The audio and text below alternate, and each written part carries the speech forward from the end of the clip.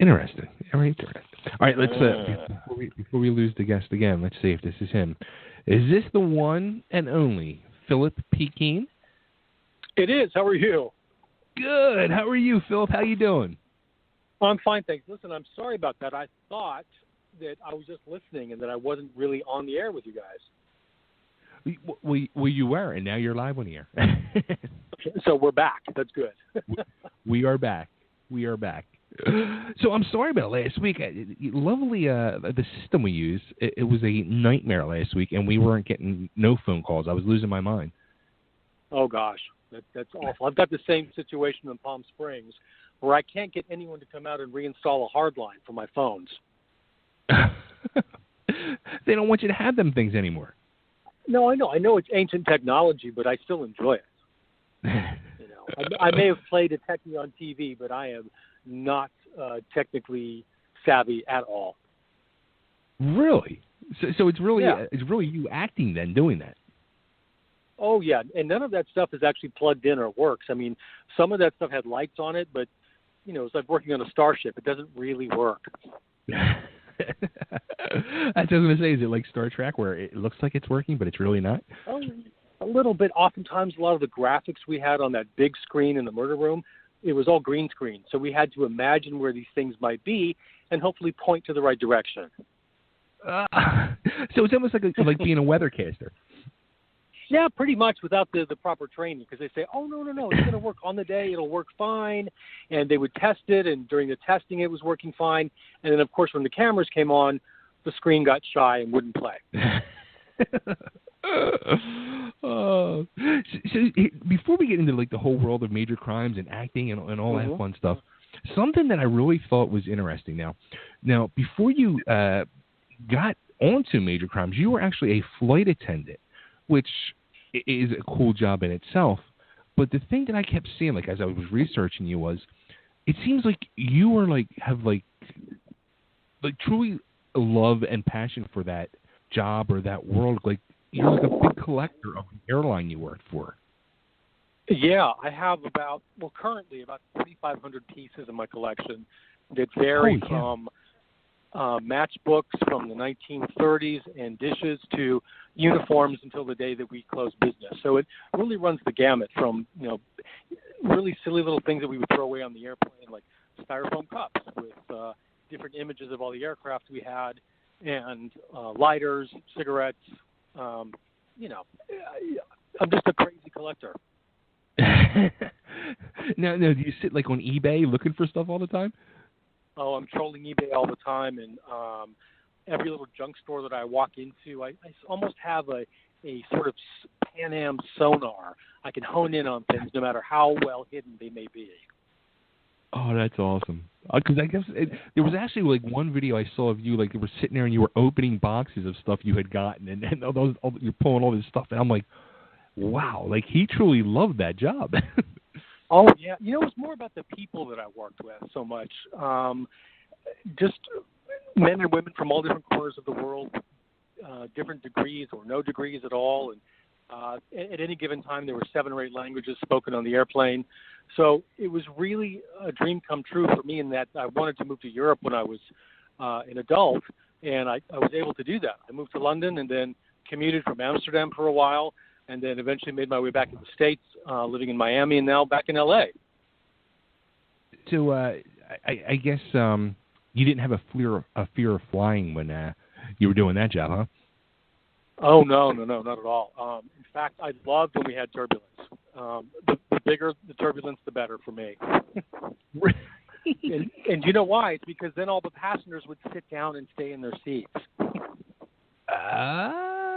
Oh, okay. People behave themselves a little better when they're afraid, When you see the fear come in their eyes, you're like, yes, I'm in control again. Yeah. Listen, I'm all for being comfortable on the airplane, but I think people have taken it to far and beyond. I was sitting in the cabin on the plane going to London, and there was a guy that got on the plane in flip-flops and shorts. Okay, fine. You have to take your shoes off at security. I get that. But he proceeded to start clipping his toenails in the cabin while gross, right? Yeah. No one wants your toenails flicking on them. Did anyone say anything to him? No. No. It was just gross, man. It was just gross. And he just left the clippings there on the carpet. He wasn't even like making any attempt to pick them up. Oh, that's nasty. That's why I tell everybody, do not walk barefoot in an airplane. Oh, that's one of the nastiest things I ever heard. Oh yeah, I used to see it all the time. It's gross. Yeah. So do you like to fly anymore? Or I still love it. It's not what it used to be, but it's still fun. I like it. Now, I guess you kind of like have compassion now, like when you are like a passenger on the plane, and you have situations like that where I guess you feel for the flight attendants for bad situations. Exactly. Yeah, I have great sympathy for the flight service today. I mean, passengers have changed so much. I don't know why that is, but they seem to be much angrier than they've ever been before. Oh wow. Have you noticed that? You know what? I don't fly a lot. I haven't been on a plane in a year. So, but probably because people are just grumpy in general anymore. It seems. Yeah, they're just cramming them into the smallest seat possible. It just makes for a very inhumane sort of environment, I think. They're like veal in a way, We used to call it cattle class, but I think it'd be more appropriate now to call it veal class. Yeah, exactly. That's how I felt, because I'm a big guy. So the last time I was on a plane, I was sandwiched between two people, and I felt so bad because I was just like overpowering, and my arms had to like extend on the people next to me, and I was like, this is just so wrong, so wrong. And there's only so often that you can sort of, nudge around in your seat and angle your shoulders before it just becomes almost unbearable, right? Yeah, exactly. Now, I guess you were still doing that as you got the job on Major Crimes? No, Pan Am folded in 91, and I got this job in 2003 or 4.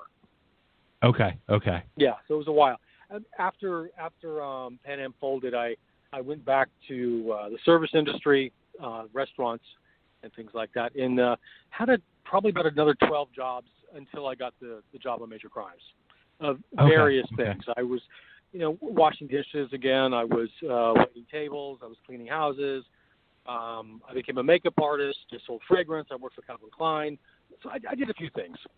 You were hustling, yeah. You were doing it all. Yeah. You just gotta do what you gotta do.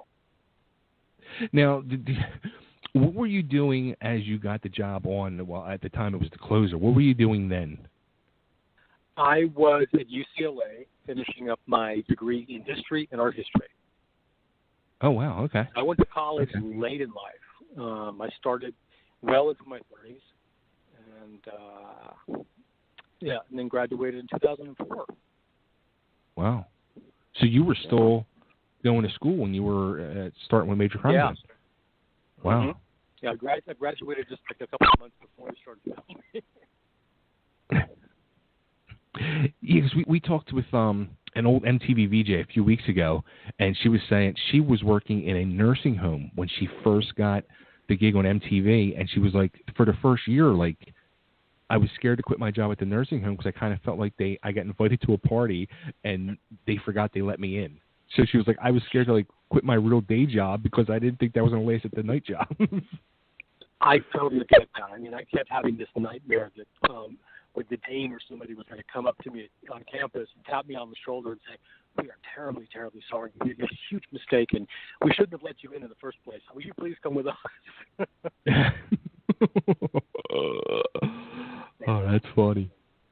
Yeah. Now, when you were in school, did people start recognizing you?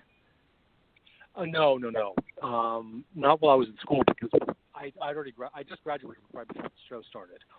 Okay. But now I get, some familiar glances and things like that. And people usually are very, very nice when they come up and say hello. They always say how much they enjoy the show. And they'll point out certain characters that are their favorites. And I don't really get jealous, but it's nice to hear your own name sometimes. Yeah.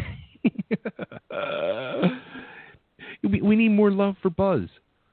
Yeah, Buzz Love. Buzz Love. Hey, that could be there a you hashtag, go. right? Hashtag Buzz Love. Now, I'll tell you what, like the Major Crimes fans, we used to have we haven't had him on in a while. Tony Dennison, he was on. Yeah, on the they're show, nuts for him. The Fling Girls, they go crazy. Yes, it was like an army. Like they were like yeah, they're all about Tony. Tony's like a chicken. They just naturally flock to him. I don't know what it is, but they just do. You know what? I have to say. Yeah, he can cook too. And he likes cats. So, there you go. There you go.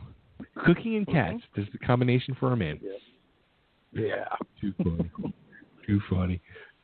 So, I mean, the whole big thing, like,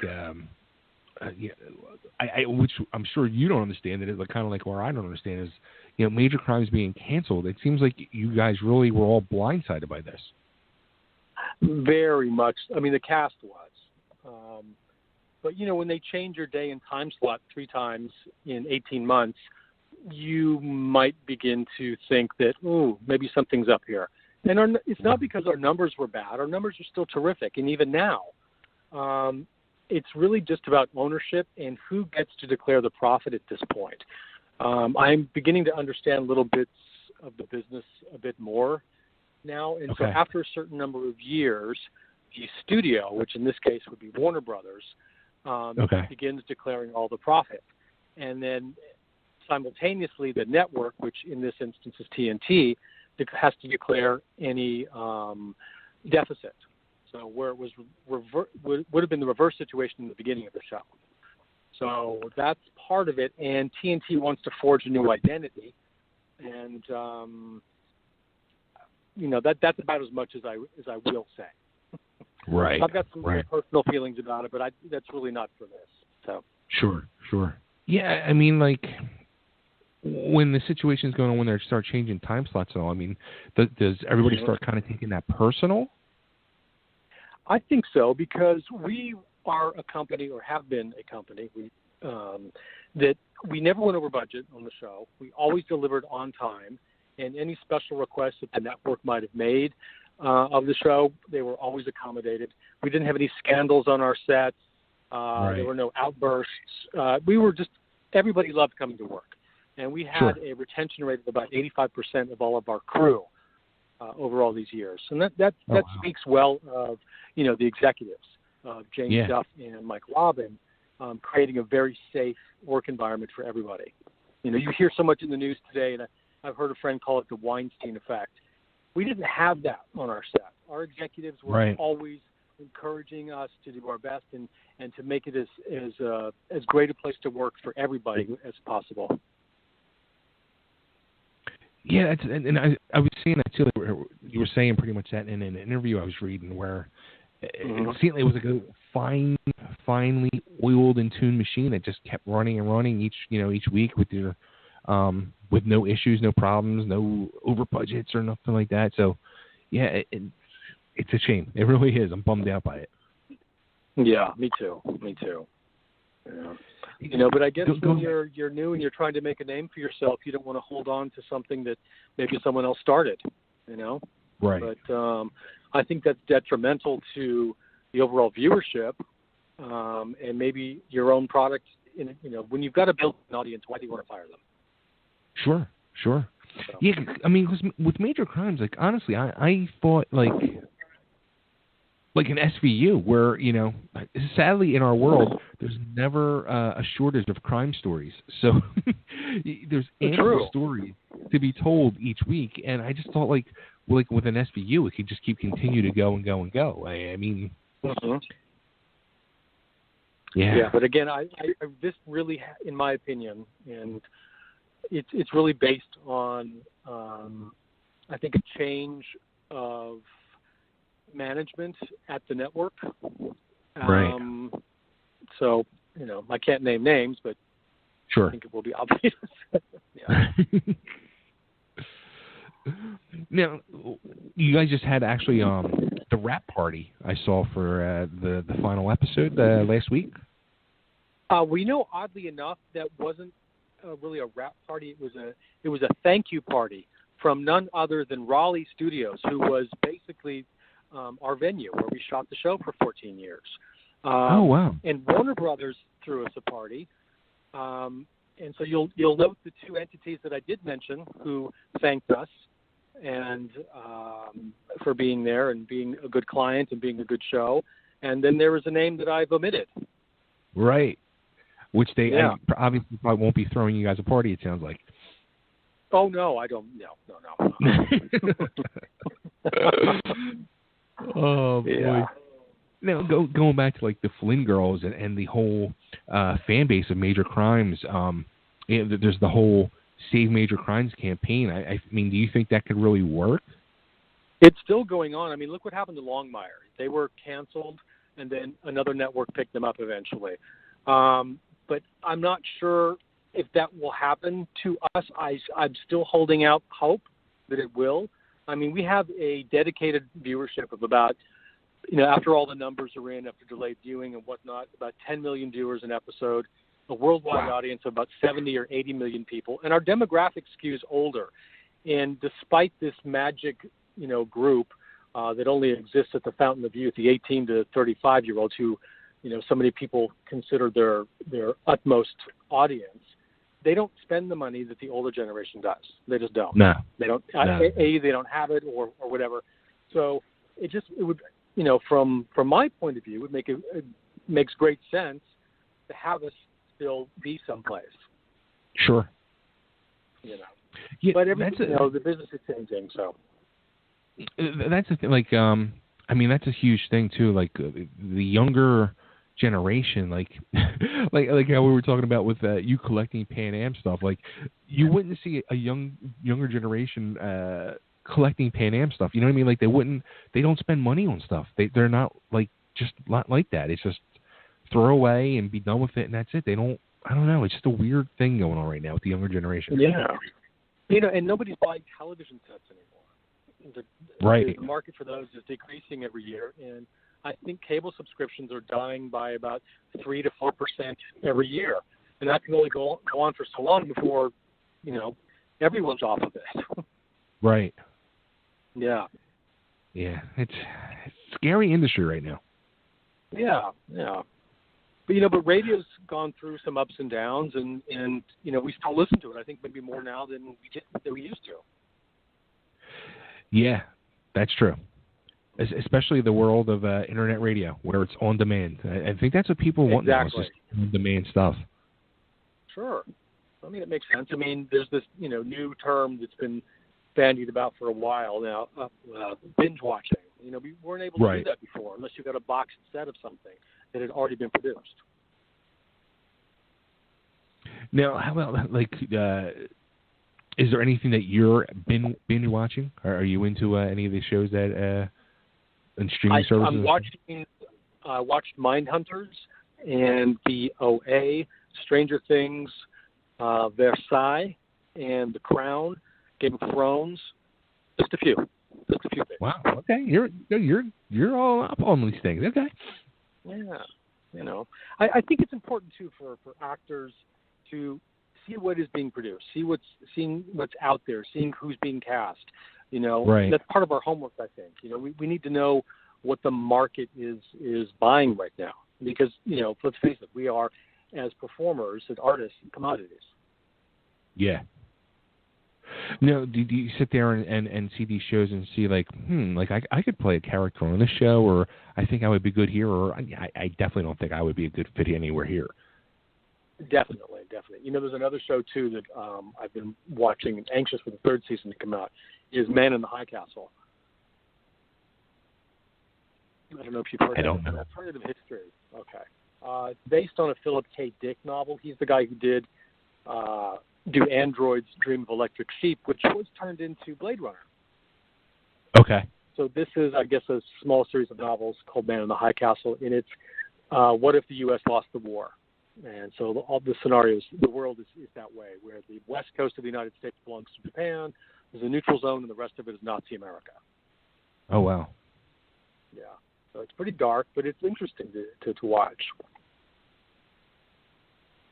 So where do you see yourself possibly ending up, or direction you want to go? I mean, do you want to do like darker things, different things? Oh, most Sticking with definitely. I would love to shed this mantle of Buzz Watson. I mean, he was great for me for 13 years. It's, but he was such a choir boy and such a goody two shoes. I felt at times that, given all that he had seen, I think he would have become a little jaded or just maybe a little bit darker. But he still believed in the good of mankind, of humankind. So, in other words, you would have liked to see maybe Buzz just snap and go off and become like go postal at the end or something. I don't know. Right.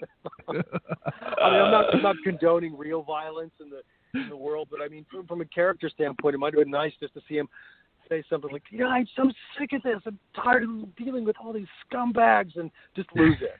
That would be fun.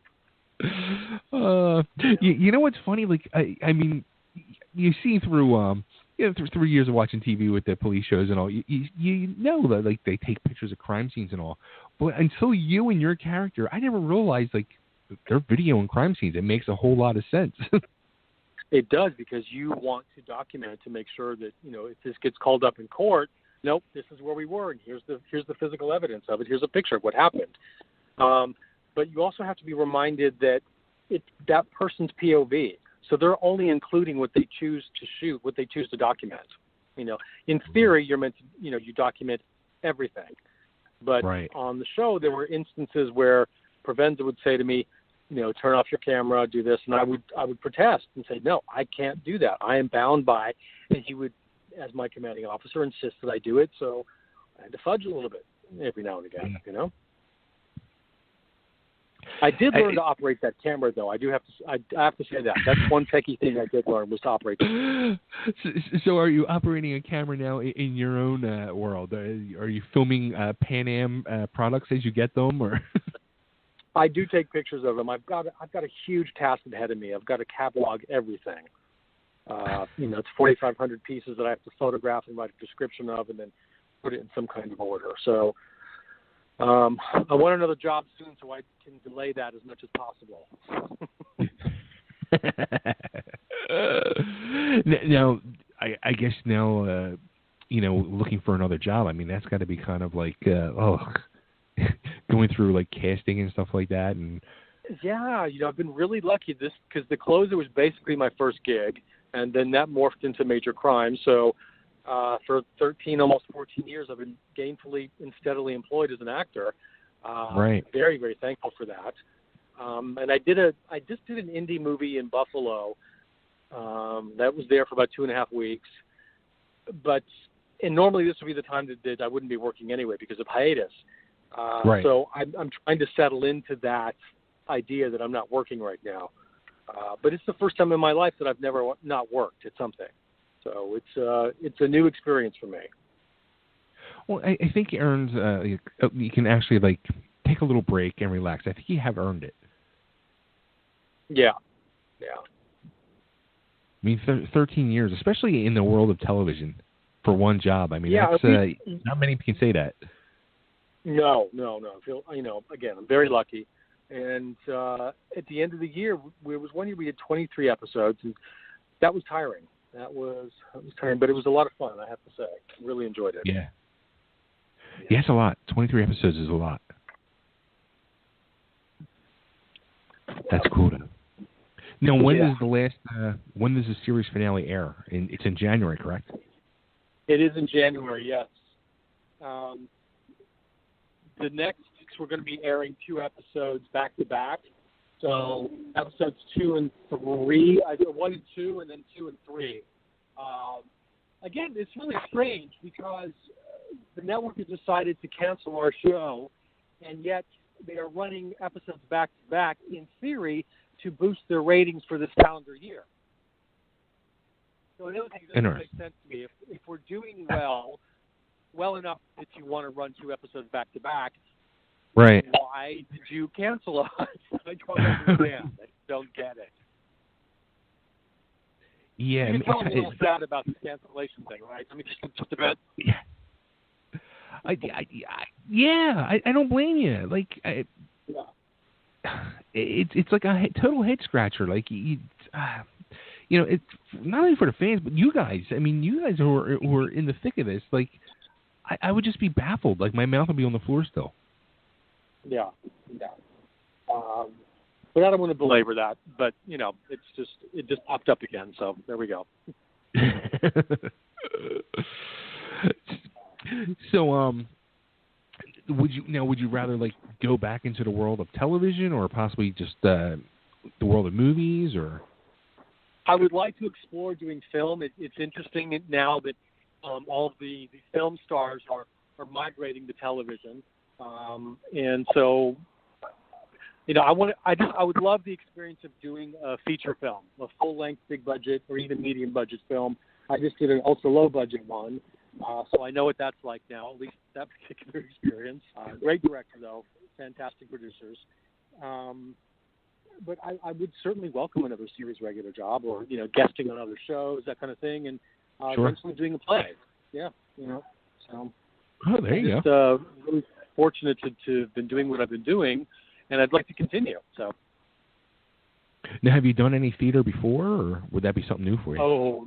I did a reading way back about 4 or 5 years ago, and that's not really even considered doing a play. I just did the stage reading for a charity event. But I did get to work with Stephanie Powers and G.W. Bailey on stage, and some other interesting actors. So that was a lot of fun. Nice. Yeah. Yeah, that's cool. That's very cool. To be able to experience that whole, long rehearsal process, getting it up on its feet, and just the reaction you get from a live audience is different than shooting on the stage. Yeah, it's funny. I actually went to like my first plays like over the last few years, and it's really it's so.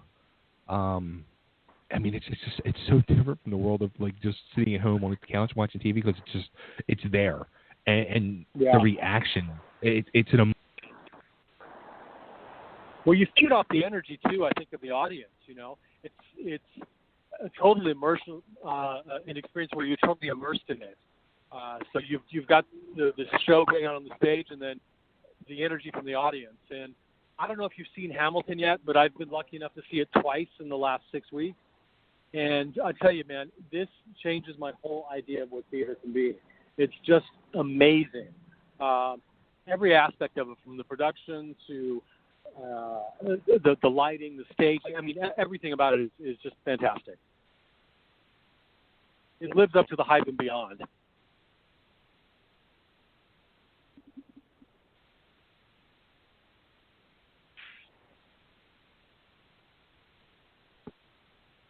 Hello? Hey, are you there? I'm here. It looks like maybe Bay got disconnected. I'll have to shoot him a message real quick. Usually he just calls back in, and no big deal. So can you guys hear me? Yeah, I can hear you. I'm not sure what's going on with Bay, but Oh, okay. Sorry about that. Yeah, no, it's no big deal. I usually my name's Nick, by the way. I'm the co-host, and usually I just be quiet and let Bay talk, but the network's been having technical difficulties this last week. I got so yeah. Okay. So let me ask you, since I'm waiting for him to call in. You mentioned briefly about sort of an identity shift with TNT, and I watch an abnormal amount of television. It's my life, it's my hobby, and I've been noticing that with shows like Animal Kingdom, and they're moving more towards like sort of just edgy, dark comedy, humor, drama type stuff. So it does seem like maybe you guys are the last, like, I don't want to say family show, but maybe wholesome. Is that accurate? Yeah, I think you're right in that assessment. But I don't know that having 2 million viewers is enough to sustain you. Yeah, no, I'm totally with you. It's mind-boggling, and hopefully it does lead to somewhere else, because a productive show just shouldn't be, canceled. It just shouldn't. You have a fan base. Yeah, and not to mention putting 250 people out of work, but besides that, I just don't get it. I don't get it. And this man was fired from his 2 previous jobs because he did so well. I'm assuming. Hey, I'd love that job. I'd love to make millions of dollars a year and not do my job well, and then get a nice retirement or a severance package. Right. I can put bad shows on the air, just like anybody, just like some of these guys do. Let me take a stab at it. Well, how about that? Would you be interested in going into another direction of that, like the other side of the camera? I've toyed with the idea of following some directors because that seems interesting to me. I think at this point, it's really just more for me to understand more of what it is I do. Right. I've learned a lot of technical things working on these shows, which has been fantastic because they don't really teach you that stuff in the acting class. They don't. Right. You get to learn on the job, so you're learning in front of the entire audience. Oh boy! Sometimes it's a little embarrassing, and sometimes it's not. You can say like, look, I've had 13 years behind the camera experience being Buzz Watson. Yeah, exactly. Well, I have. I've had at least 10 years running that camera. Yeah. And kind of one of the cool things about doing that was that they actually used a lot of my footage in the show. Oh wow! Okay. Yeah, so the camera was actually running the whole time, so I would have to explain to like our dead bodies if I was filming them that dead people don't breathe and your eyes don't move, just so you know. Because they thought the camera wasn't on them. I said, well, just because our main film cameras aren't running, I've got this on you, and I'll give you a little tap or a little nudge, and just let you know so you can hold your breath, and then I'll do it again when I'm off of you. So, trying to help them out. That's all. That's it. Now, did some of the stories, like I know from talking with Tony, he would say like you guys had some retired police officers that were like consultants on the show. Robert Homicide Detective. Yeah. Some of the stuff he would tell us was just, I can't believe how not smart some people are. Let's just put it that way. Our detective actually took this guy over to a Xerox machine. For the younger listeners, a Xerox is a photocopier, and he put the guy's face down on the machine and ran it. And the little light went back and forth. And he said, "No, this is a lie detector machine. And when this prints it out, I'm going to be able to know whether you've lied to me or not." So he pulled out the paper, which was just a fuzzy image of the guy's face, but pretended to read it and said, "Nope, you're lying," and the guy confessed. No. Yeah. Oh, come on. It's true. It's Holy absolutely cow. true. Oh, that's but you amazing. can't write something like that because people would say, "Oh, that's just beyond. No one's going to believe that." But it's absolutely true. Oh, that is so funny. Yeah. Oh boy. So, well, that's a frightening story. Well, Philip, I want to thank you for doing this and calling in. This has been great talking to you. We're truly are freaking bummed about the whole Major Crimes thing, but I'm sure something good is going to happen in the future for you. Yeah, onward and upward. That's the only way to go. Absolutely. And you never know. The whole Save Major Crimes thing, it could happen. You never know. Stranger things have happened. So. Exactly. Yeah.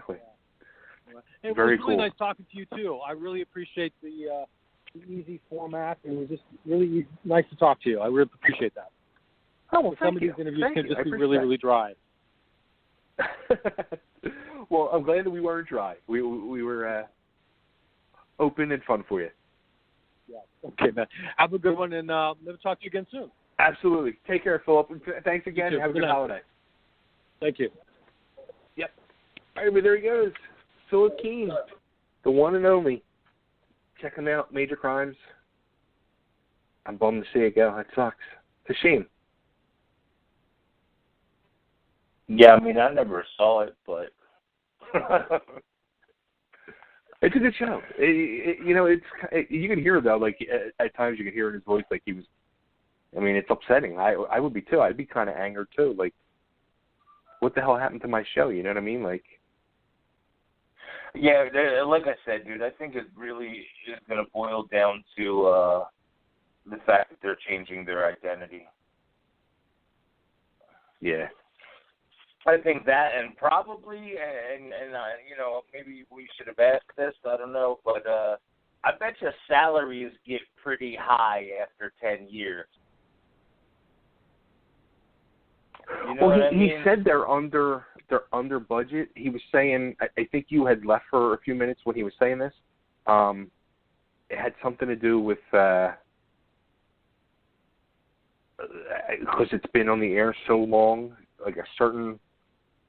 Right. The network isn't making as much money now as it was or something. Now the studio is something like, I forget exactly what he said. But, yeah. It sucks. But it's shows have found new homes, and it happens a lot more lately. You know what I mean? So there is definitely still a possibility. You know what I mean? Right. Never forget that the original Star Trek had to be saved. So just because, I mean, that's a long time. That's a huge fan base. Oh. That's got to hurt. You would think, I mean, TNT has to own other networks, I would think.